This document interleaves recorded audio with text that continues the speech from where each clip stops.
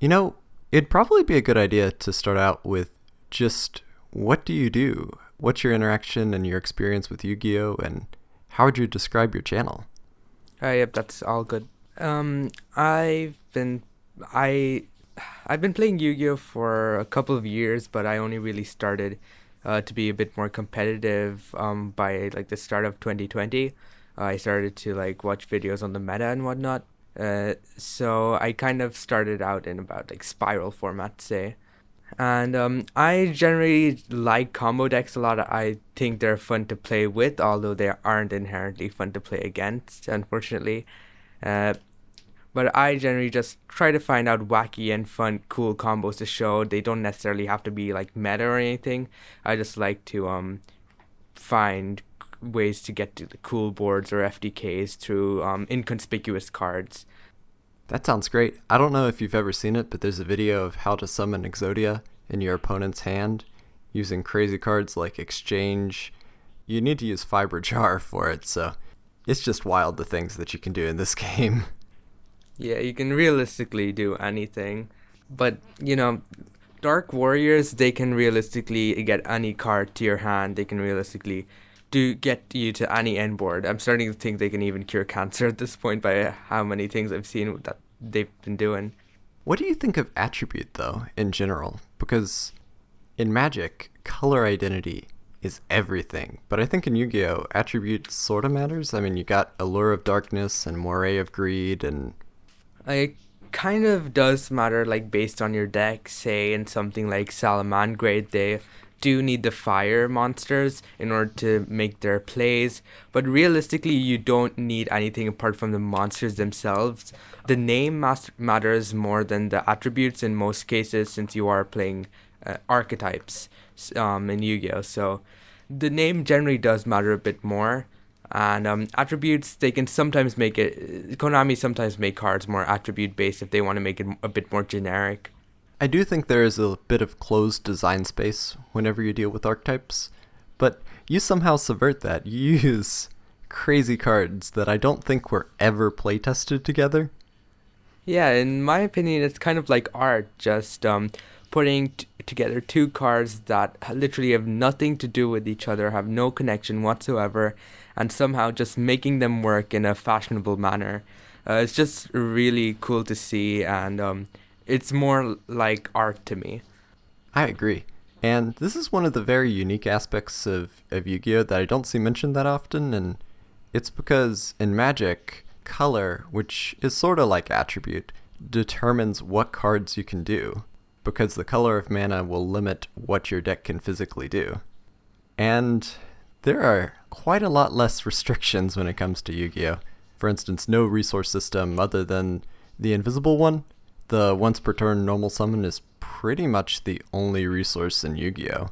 Outside of actual cards and life points. Do you think that that's an inherent design challenge? I don't think so. The one normal summon per turn really is fair if you don't want to like create any other resource.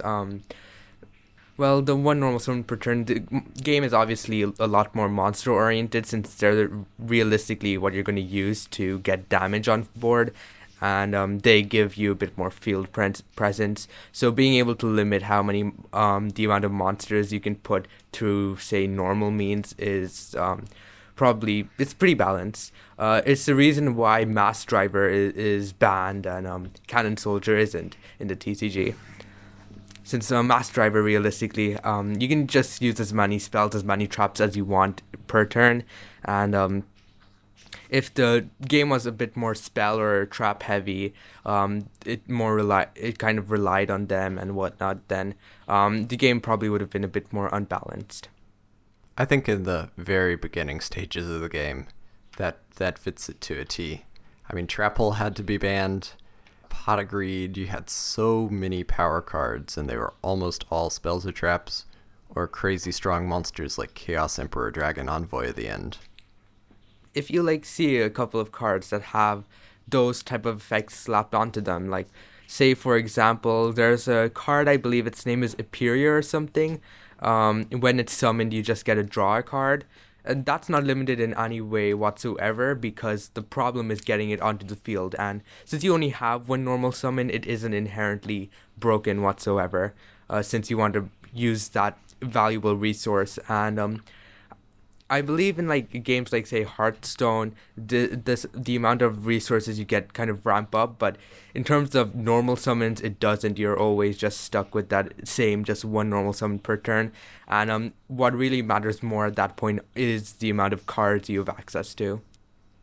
I think that this is a bit of a problem because it does limit your design space. I mean, draw 2 cards is one of the strongest effects in Yu-Gi-Oh! And it's very, very difficult to see that printed on new cards as a result.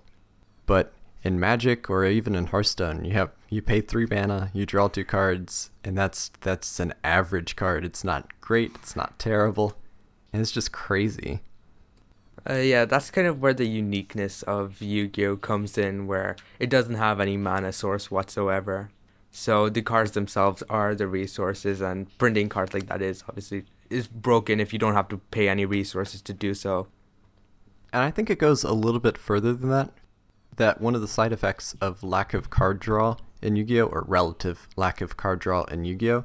Is that card selection is really important, and that there's quite a lot more randomness introduced into the game, because you have to either draw your combo pieces or use a card like Reinforcement of the Army, which is a fairly narrow tutor.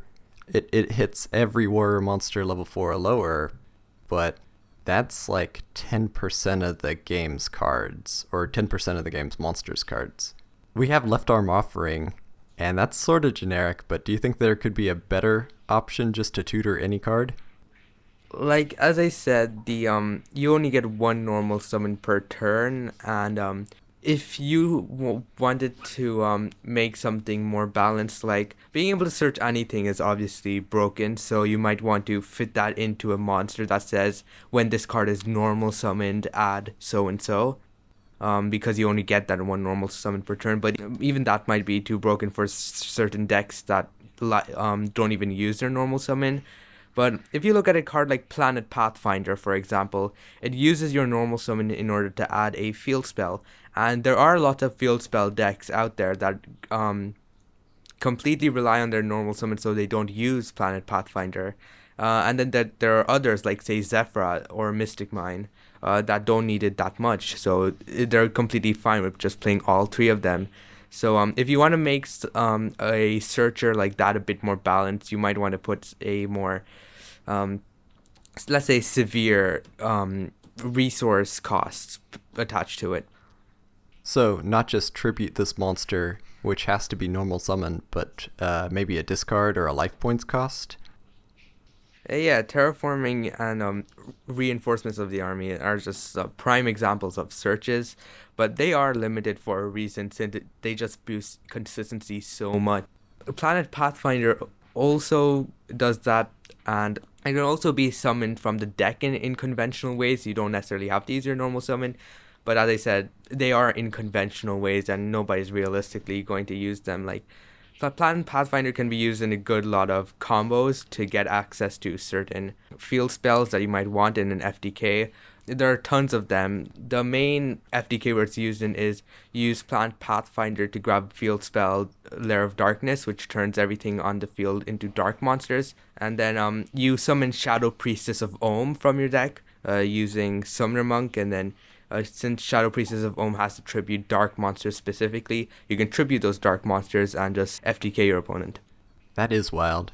Is Planet Pathfinder a machine duplication target? No, I believe it has 1,000 attack. 1,000 attack. Okay.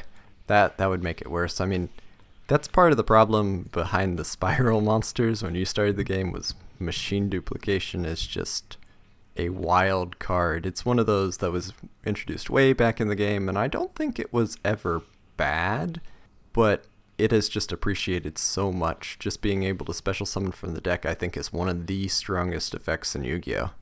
Yeah, especially since it just straight up eliminates the need for consistency, the need to like hard draw it by any means. Do you think that there could be a general rule for banning cards? I mean, there are certain monsters like Tomahawk in the extra deck or Deep Sea Coelacanth that just special summon a ton of monsters, and I think they're dangerous. As the game increases the number of cards, they're just ticking time bombs before there's going to be a very consistent FTK or Exodia strategy of some sort that's going to come out of them. I think that realistically every card has the potential to just blow out of proportion. Like Cyber Angel Benton, for example, it did not pose any threat whatsoever before the Drytrons existed, which the Drytrons could get easy access to Benton, they could repeatedly loop Benton. They just introduced everything, and it's not specifically the cards that can summon from deck like Coelacanth or cards that summon a bunch of tokens like Tomahawk. It really does depend on the niche of that. Ancient Fairy Dragon is probably a good one where just searches any field spell, and back in the day field spells probably weren't that prevalent, but as the game progressed and the field spells got stronger, they got out of proportion. And a pattern between these cards are mainly search cards. They mainly just add stuff from your deck to your hand for free. Coelacanth definitely does have the potential to get banned, and realistically every card does have the potential to get banned if it has if they print a card that gives it easy enough access and easy ways to abuse its effect. I don't know where the limit is. To me, this is one of those complex questions. I think personally I would ban a lot of cards that would be problematic preemptively, but I don't think that that's healthy for the game because it is limiting a lot of player expression. I don't necessarily support preemptive bans either. On the other hand, especially with the way the ban list used to be where it came out twice a year, it's become more frequent, well sort of more frequent. It's whenever they need it now, and that's not comfortable. It means that you might have a pretty substantial period where there's just a tier 0 or not necessarily even a tier 0, but a very unfun deck that just takes over the format. As the game progresses, they might reduce the time it takes to get a new ban list, just perhaps as the card pool gets bigger, the amount of cards that could be broken increases. So they could potentially shift the ban list schedule. It kind of depends when the cards themselves come out. Like if they come a couple weeks before the ban list, it's not like they're gonna instantly ban that card because it came out so recently. I believe the fastest card to get banned had to wait 3 whole months to get banned. For monetization reasons, they're not gonna instantly ban it. They want to make the money off that card. This conversation continues on DeadlyChuck's channel, where we ask the burning question, should Yu-Gi-Oh! Be an online card game? While you are there, be sure to subscribe to his channel, as he puts out excellent combo videos quite frequently. Link is in both the card and the description below.